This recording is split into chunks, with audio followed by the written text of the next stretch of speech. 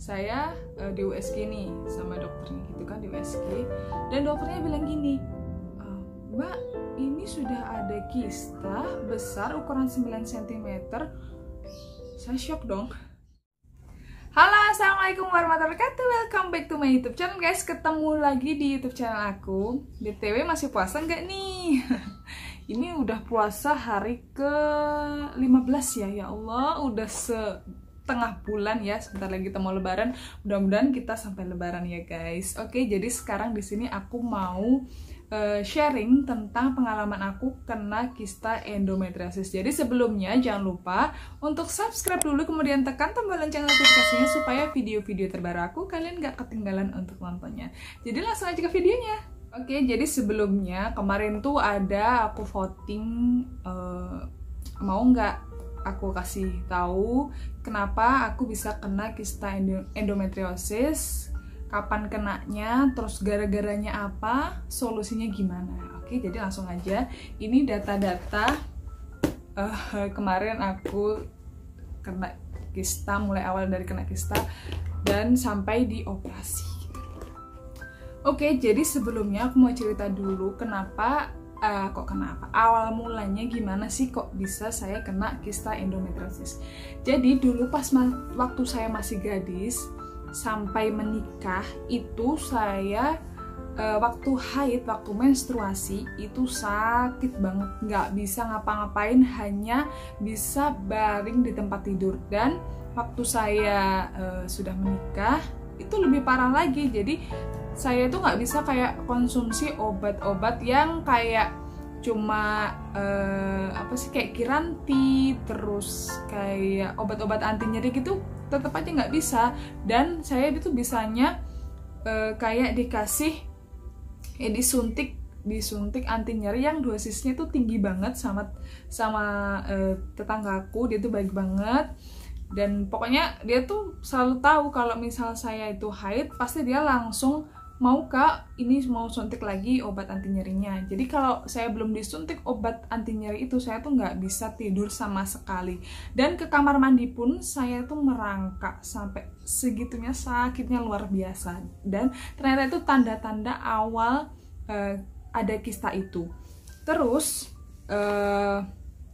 lanjutnya saya kan sempat promil itu 3 kali, tapi pas waktu USG itu nggak ada yang namanya kayak ada kista atau apapun. Pokoknya dia tuh di rahim saya tuh bersih, nggak ada apa-apa.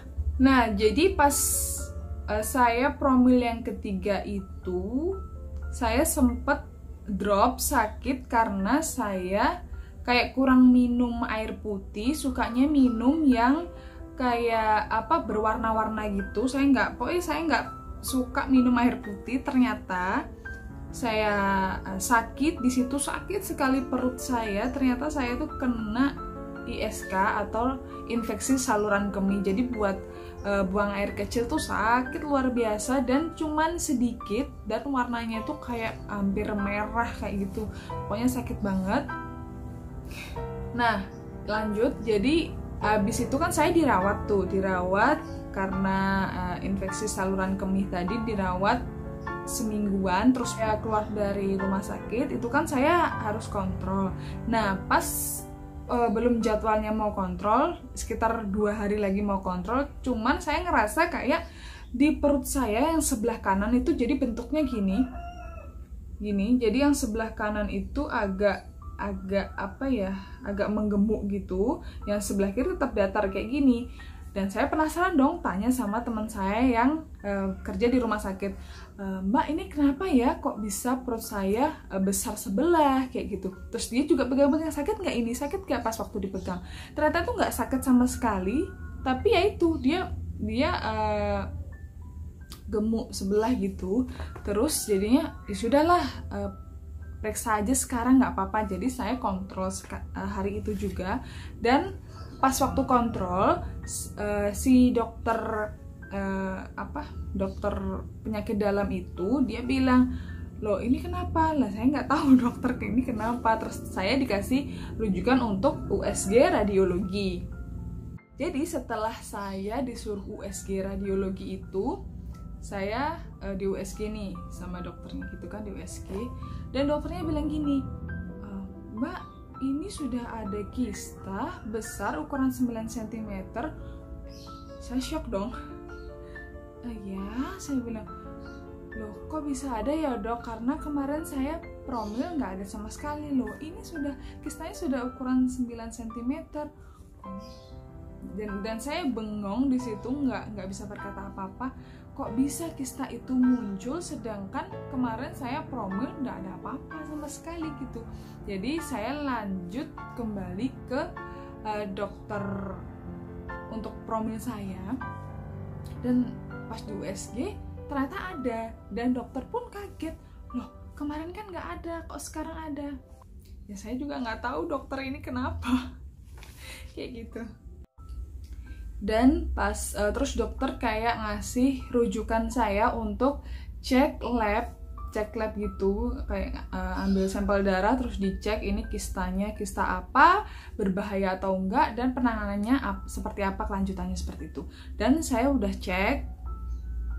cek terus hasilnya ternyata itu kista coklat atau kista endometriosis dan tidak berbahaya.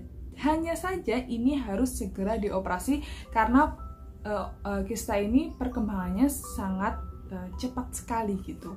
Dan saya kembali lagi ke dokter kandungan saya, dokter promil saya kemarin. Terus dia bilang, ini saya kasih rujukan ya, jadi dikasih rujukan lagi ke Samarinda.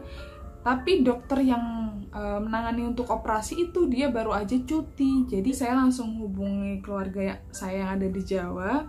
Ini gimana mau operasi? Ya sudah, akhirnya saya terbang, saya ke Jawa, saya ke Surabaya. Tapi sebelumnya kayak masih nyari alternatif lain, kalau bisa jangan dioperasi ya, kayak nyari SBOG lain.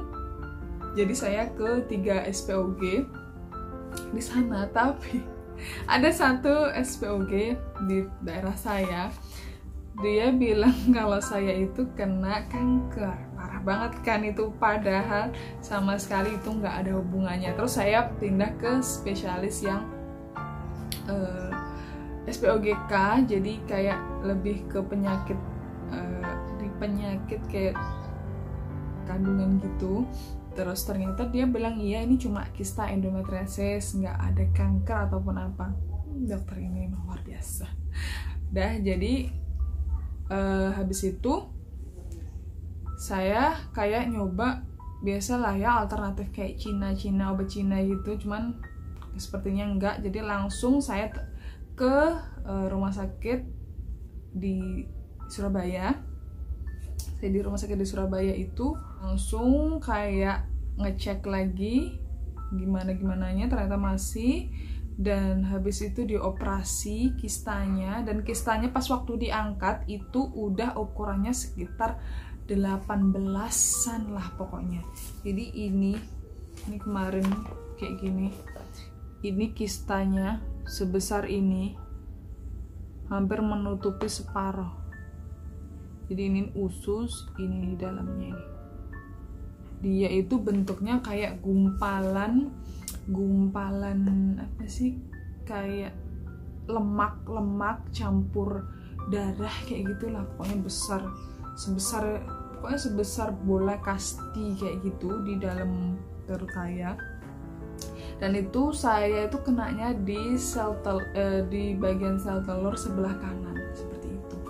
Terus sudah diangkat, dioperasi, selesai. Habis itu kayak dicek ini kistanya bisa bakal tumbuh lagi atau enggak, atau berbahaya atau enggak. Dan ternyata ya nggak berbahaya. Terus habis itu saya dikasih penanganan kayak suruh terapinya terapi tapros selama 6 bulan. Jadi selama 6 bulan itu suntik, tapi itu efeknya kayak saya tuh jadi nggak haid selama 6 bulan itu. Dan tapi alhamdulillah sampai sekarang saya belum cek lagi sih, mudah-mudahan nggak muncul lagi kistanya. Tapi ya sampai sekarang nggak ada kayak ngerasa apa-apa. Untuk haid sehabis dioperasi itu luar biasa nikmatnya, nggak sakit sama sekali, jadi bisa aktivitas. Ini pun saya lagi haid hari kedua dan nggak apa-apa, enjoy aja kayak orang biasanya kayak gitu. Jadi kayak gitu guys. Jadi ini tuh data-data kemarin saya kayak ngeceknya nih, banyak sekali. Jadi dari rumah sakit yang di rumah sakit yang ada di Kalimantan sampai yang rumah sakit yang ada di Jawa. Ini yang ada di rumah sakit yang ada di sini nih, konsul, terus ini ada rujukan pasien, dan nih kan di sini ada tulisan terasa benjolan di perut. Nih, terasa benjolan di perut. Terus yang ini cek darah. Nah, Certificate of Laboratory Examination. Jadi ngecek.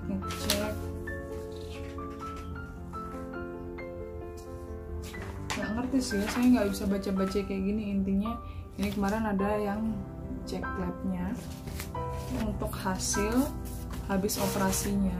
Jadi ini hasilnya.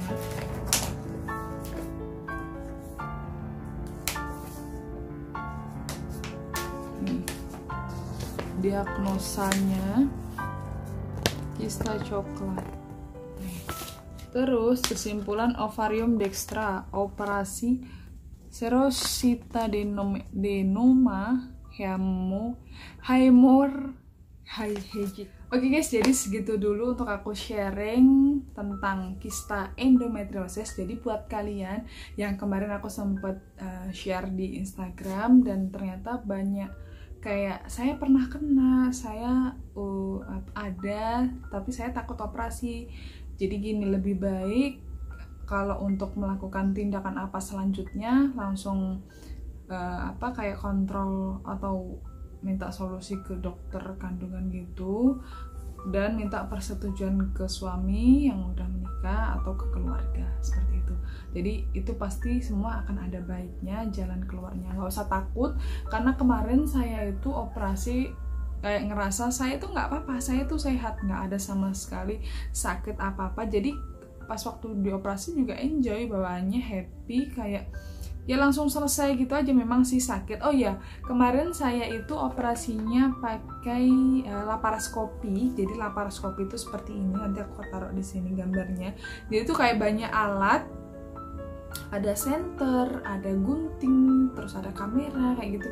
Nggak ngerti lah, pokoknya banyak sekali. Dan kemarin tuh saya bius total, jadi biusnya di belakang di pinggang, daerah pinggang sini.